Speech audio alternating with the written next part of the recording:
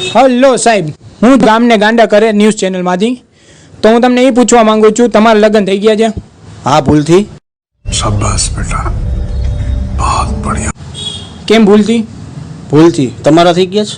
ના સાહેબ, મારા નથી થયા. નસીબવાળા છો. વાળા છો. અચ્છા, એવું. તો હું તમને એ કહેવા માંગીશ કે આપણા વાંઢા માટે બે શબ્દ કહેવા માંગશો તમે? પહેલી વાત તો એ કે એ વાંઢા નથી, એ લોકો નસીબવાળા છે કે એના લગ્ન નથી થયા. પહેલેલાની આત્મકથા મારી આગળ સાંભળો. આપણી જિંદગી પોપટ જેવી થઈ જાય. પોપટ કેમ જેલમાં કેદ હોય, પિંજરામાં કેદ હોય, એમ આપણે કેદ થઈ જાય. और अभी तो रुको, क्लाइमैक्स अभी बाकी. લગ્ન પહેલા આપણે 12 વાર 1 વાગ્યા સુધી રખડતા, મન થાય ત્યારે ખાવાનું મળતું, બારે જમી આવતા. હવે તો આપણે બારે જવું હોય તો આપણે પહેલા ફોન કરવો પડે, મારું ન બનાવતા હો તમે. એમાંય 17 સવાલ આવે, શું કામ નથી બનાવવાનું, ये तो धोती खोल रहा है. ના ભેગા જમવા જાવ છો, આ બધું પણ પૂછે. પછી ભાઈબંધ ભેગું તો પૂરું ભૂલી જ જવાનું.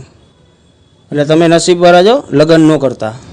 તો આ હતી આપણા પરણેલાની આત્મકથા. તો સાંભળજો વાંઢા લોકો, લગ્ન ન કરતા, વાંઢા નહીં, નસીબવાળા. નસીબવાળા.